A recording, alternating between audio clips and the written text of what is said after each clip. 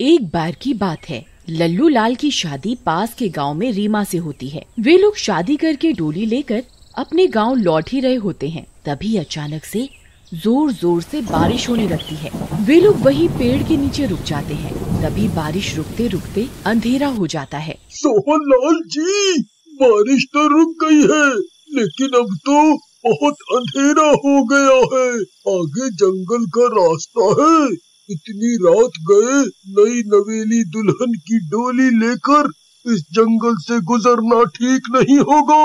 अरे नहीं नहीं, हम बहुत दूर आ चुके हैं। जितनी देर हमें वापस जाने में लगेगी उतनी देर में तो हम अपने गांव पहुंच जाएंगे। लेकिन सोहन लाल जी, आप तो जानते ही हैं ये जंगल श्रापित है। यहाँ कई बार लोगों ने उल्टे पैरों के निशान देखे हैं और आप हैं कि नई नवेली दुल्हन को इस जंगल के रास्ते से ले जाने की बात कर रहे हैं। अरे यार, तुम भी सुनी सुनाई बातों पर विश्वास करते हो। ये सब अफवाहें हैं, ऐसा कुछ भी नहीं है।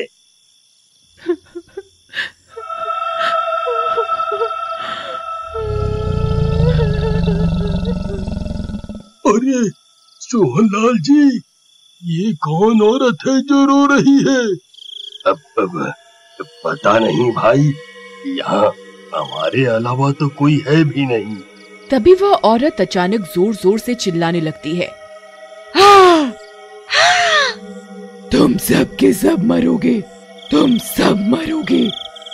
अरे मर गए रे, ये कौन है सोहन लाल जी? तभी उन्हें एक औरत के उल्टे पैर दिखाई देते हैं जो पेड़ की डाली पर चल रही होती है। ये देखकर उनके होश उड़ जाते हैं। अरे सोहन लाल जी, अब हम नहीं बचेंगे। मैंने आपसे कहा था ना, इस जंगल पर उल्टे पैर वाली चुड़ैल का साया है। आपने मेरी एक बात नहीं मानी। अरे भाई, उपदेश देना बंद करो और जल्दी यहाँ से निकालो। फिर वे लोग डोली उठाते हैं और जल्दी से वहाँ से भागने लगते हैं। तभी पीछे से एक जोरों से हवा का झोंका आता है और डोली उनके हाथ से नीचे गिर जाती है और ये सब लोग गिर जाते हैं। अरे मर गए रे, मेरी तो कमर ही टूट गई। रे, मर गया रे। पिताजी, ये कौन से रास्ते से ले आए आप हमें? अरे रोना बंद करो और जल्दी से डोली उठाओ और यहाँ से भागो। फिर वे लोग डोली को उठाते हैं और वहाँ से भागने लगते हैं। अरे भागो रे भागो। अरे कमबख्त चुड़ैल भी नहीं मनाई और तू हाथ धोकर हमारे पीछे पड़ गई है। अरे प्रीतम, पकड़ कर बैठना। अरे भागो रे भागो। फिर वे लोग भागते भागते अपने गांव पहुंच जाते हैं। अरे बच गए रे, आज तो बाल बाल बच गए। लल्लू बेटा, चलो बहू को डोली से बाहर निकालो और जल्दी से घर के अंदर ले चलो, कहीं वह चुड़ैल हमारा पीछा ना कर रही हो। जी पिताजी। अरे प्रीतम सुनो, हम गांव पहुंच गए हैं, अब तुम बाहर आ सकती हो। अब चुड़ैल का कोई खतरा नहीं है। प्रीतम, तुम सुन रही हो? चुड़ैल से डर गई है, तभी बाहर नहीं आ रही। प्रीतम। अरे क्या हुआ, बहू बाहर क्यों नहीं आ रही? जरा डोली के अंदर तो देख। अरे पिताजी, डोली तो खाली है, इसमें तो कोई नहीं है। अरे मर गया रे, मैं तो शादी की पहली ही दिन विधवा हो गया। वो नास मिटी चुड़ैल मेरी पत्नी को खा गई। अरे सोहन लाल जी, बहू रानी कहाँ चली गई? वो तो डोली में ही बैठी हुई थी, फिर अचानक से कहाँ गायब हो गई? लगता है ये सब उस चुड़ैल का ही काम है। जब हम सब गिरे थे तभी वो चुड़ैल रीमा को उठाकर ले गई होगी। मैं कुछ नहीं जानता पिताजी, इतनी मुश्किल से तो मेरी शादी हुई थी। मुझे मेरी पत्नी वापस चाहिए बस। सोहन लाल जी, हमें वापस जंगल जाना होगा रीमा बिटिया को ढूंढने के लिए। तुम सही कहते हो भाई, हमारी गांव की इज्जत का सवाल है। चलो अभी वापस चलते हैं। फिर वे लोग वापस जंगल की ओर निकल पड़ते हैं। रीमा, रीमा, क्या तुम मुझे सुन सकती हो? रीमा, रीमा। फिर कुछ देर वो लोग रीमा की तलाश करते हैं। तभी अरे सोहन लाल जी, वो देखिए पेड़ पर रीमा बिटिया बैठी हुई है। अरे रीमा, तुम यहाँ हो? हम तुम्हें कब से ढूंढ रहे थे। तुम वहाँ पेड़ पर क्या कर रही हो? चलो जल्दी से नीचे आओ। मैं तो कब से आपका यहाँ इंतजार कर रही थी। लगता है रीमा बिटिया चुड़ैल के डर से पेड़ पर चढ़ गई होगी। फिर वे लोग रीमा को लेकर वापस गांव के लिए निकल पड़ते हैं, लेकिन रीमा के पैर अब उल्टे हो चुके होते हैं। अरे इनको क्या हो गया? ये आज भौंक क्यों रहे हैं? चल भाग यहाँ से, चल भाग। कुत्तों को देखकर रीमा अपने पैर छुपा लेती है और फिर वे लोग अपने घर के अंदर चले जाते हैं। बाकी के लोग भी अपने घर की ओर चले जाते हैं, लेकिन वो कुत्ते वहीं रीमा के घर के बाहर बैठकर रोने लगते हैं। वो रीमा के अंदर की चुड़ैल को पहचान लेते हैं। आओ बहू रानी, तुम्हारा स्वागत है, आओ आओ। फिर रीमा की सास अपनी बहू के गृह प्रवेश के लिए एक थाली में लाल रंग डालकर रखती है। फिर रीमा उस थाली में खड़ी हो जाती है और गृह प्रवेश करती है और आगे बढ़ती है।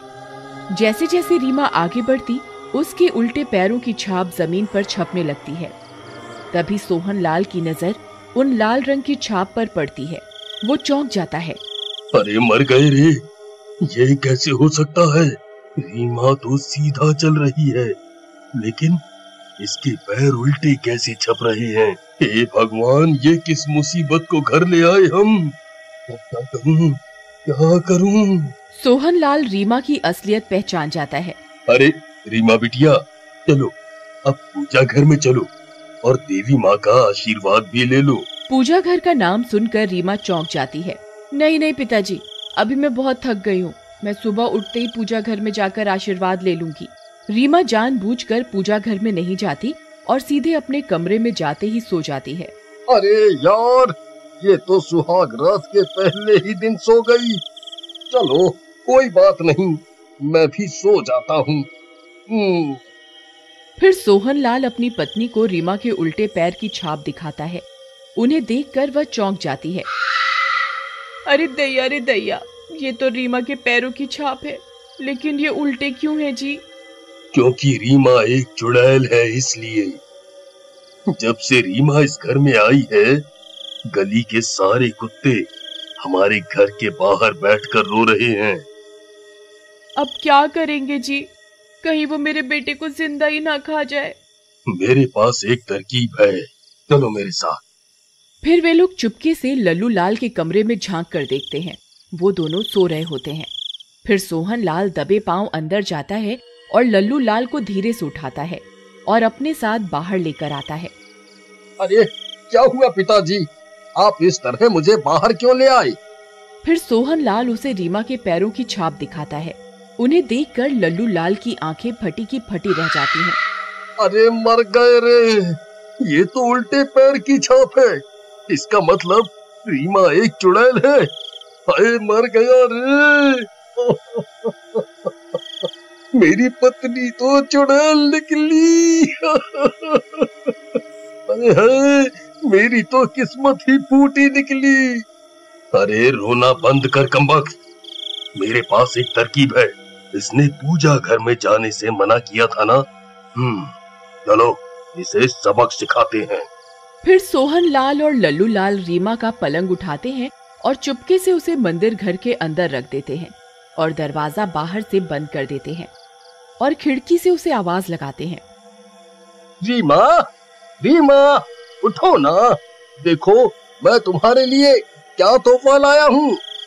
फिर रीमा जैसे ही उठती है, अपने सामने दुर्गा माँ की मूर्ति को देखकर चौंक जाती है और अपने असली रूप में आ जाती है। अरे ये मैं कहाँ आ गई? मैं इस मंदिर में कैसे आ गई? फिर वो जोर जोर से दरवाजा पीटने लगती है। खोल दरवाजा, जल्दी खोल, नहीं तो मैं मर जाऊंगी। खोल। मंदिर की घंटियां खुद ब खुद बजने लगती हैं और वो चुड़ैल तड़पने लगती है और मजबूर होकर उसे रीमा का शरीर छोड़ना पड़ता है। रीमा से बाहर निकलते ही चुड़ैल जलकर भस्म हो जाती है और रीमा को उस चुड़ैल से मुक्ति मिल जाती है।